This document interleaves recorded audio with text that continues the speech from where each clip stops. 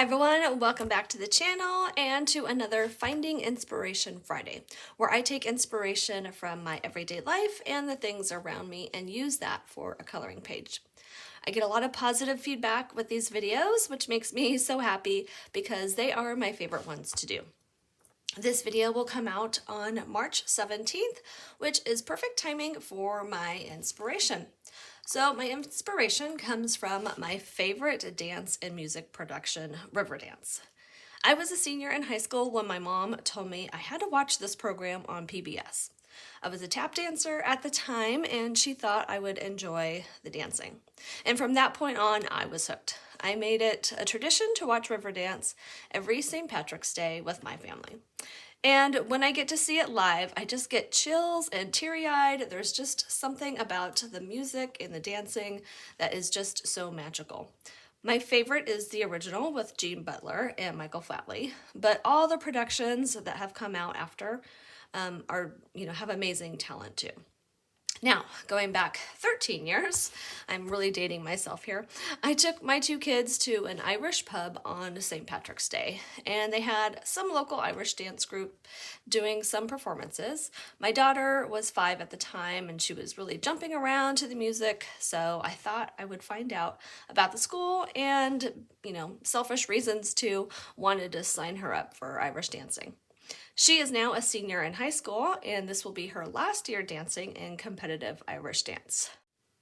Oh man, it's getting a little emotional because it has been such a great community of friends for us and her, and like so many other competitive sports, there's lots of ups and downs, tears and jeers, but the life lessons she has learned over the years will be with her forever. And of course, I have loved watching her dance over the years. Okay, so that was a really long reason of why I chose Riverdance as my inspiration, but if you haven't seen it, please find it on a video or a live event. You will not be disappointed. Okay, so let me show you the page I picked. I'll be working in this book, The Hidden Spirits of the Enchanted Forest, and this is by Forest Diver. And I was kind of gravitating towards this book because it just, the kind of the feel of the whole Riverdance and like Celtic, Irish, a mysterious kind of vibe. It just drew me into this book.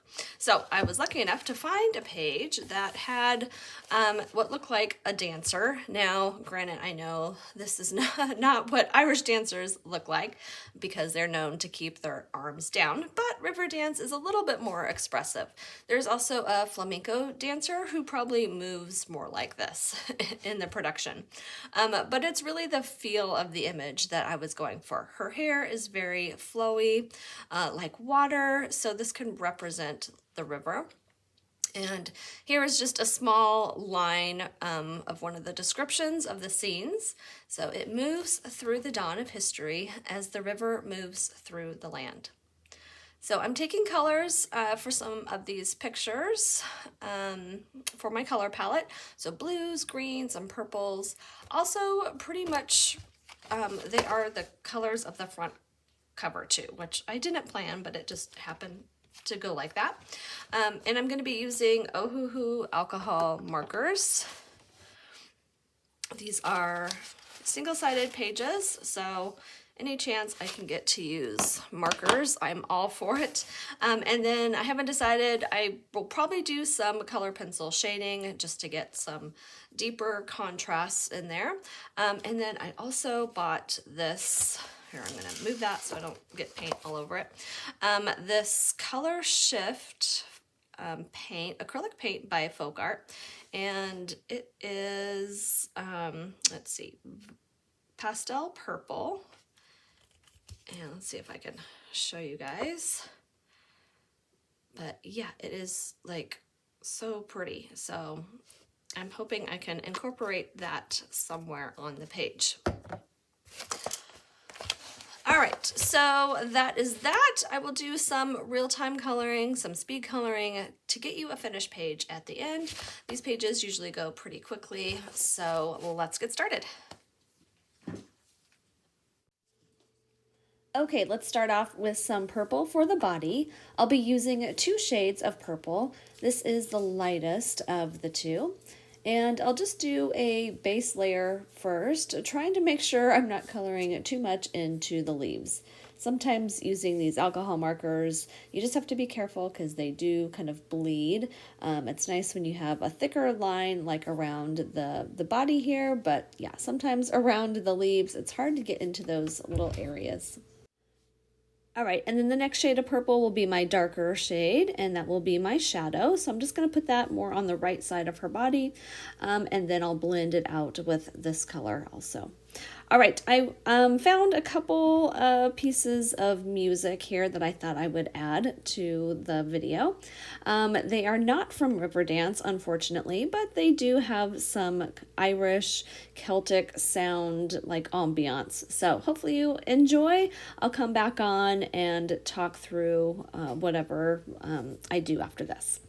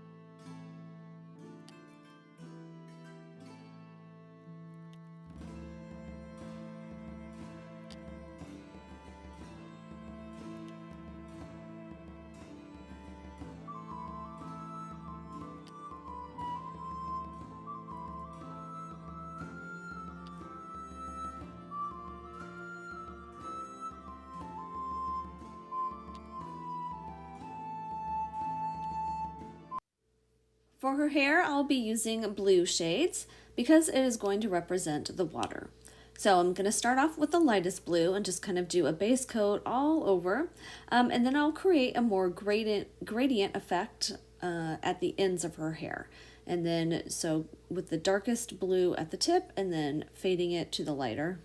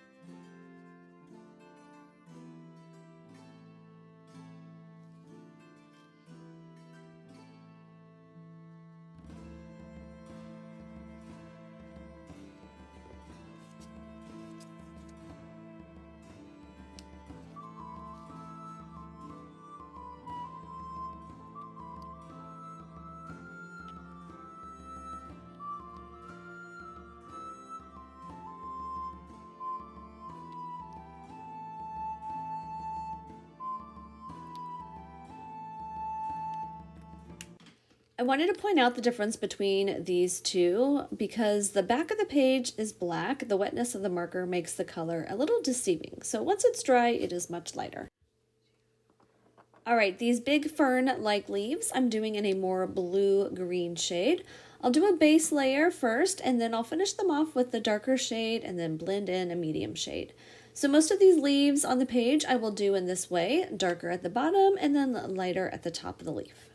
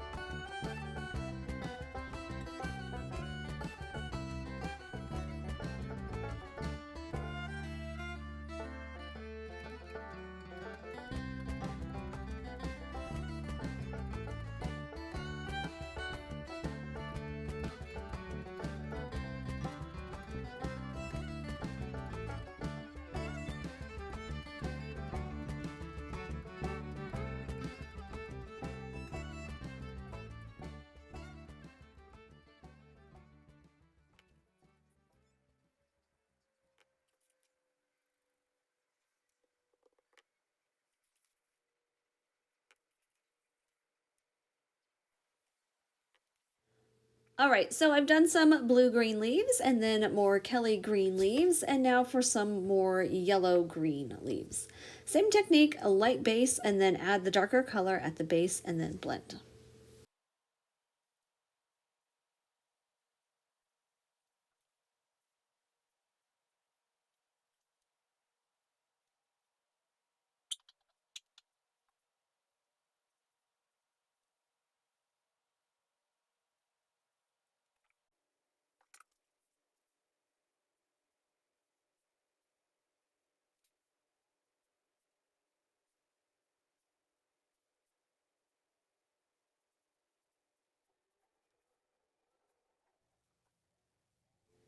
Okay, her antlers on top and part of her skirt, and there's part of her top too.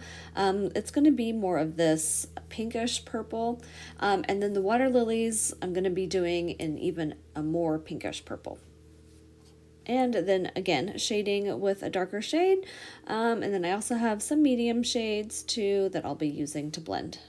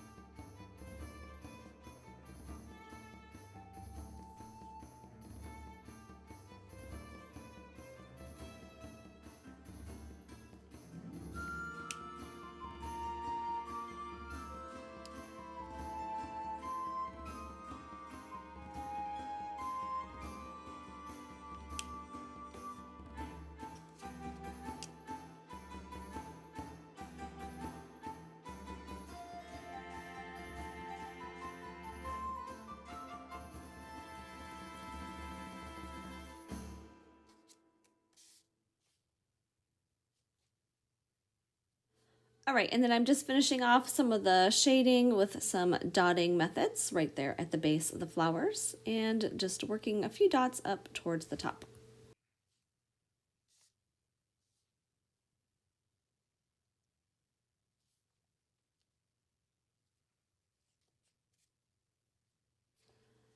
And then I'm going to go ahead and do the center of these little daisy-like flowers in this dark magenta color. This color is from an old Ohuhu set, so that is why it doesn't have a name. I don't know when they changed their labeling, but yeah, there's no name to it. It's just number 82.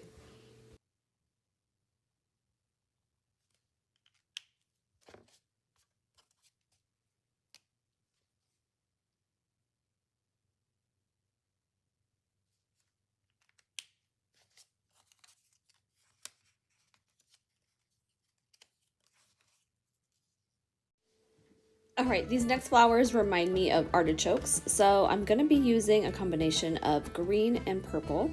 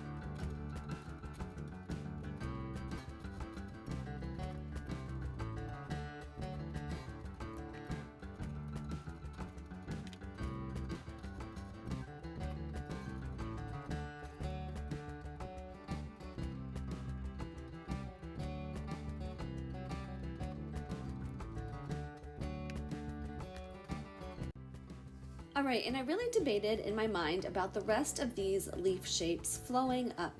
Originally, I thought about doing them green, but I really wanted to incorporate that purple iridescent paint, so they're going to be purple, and hopefully that will look okay.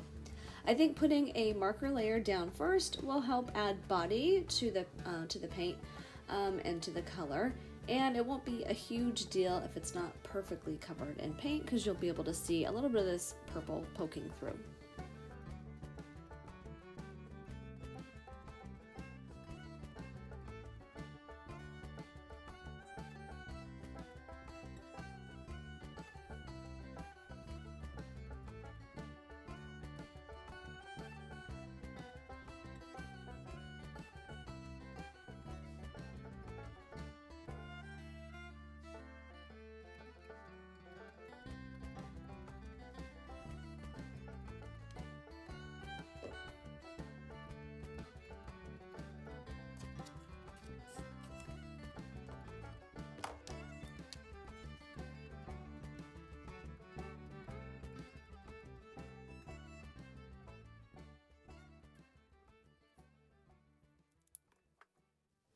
All right, now for the paint. I'm applying it with a very small detailed brush.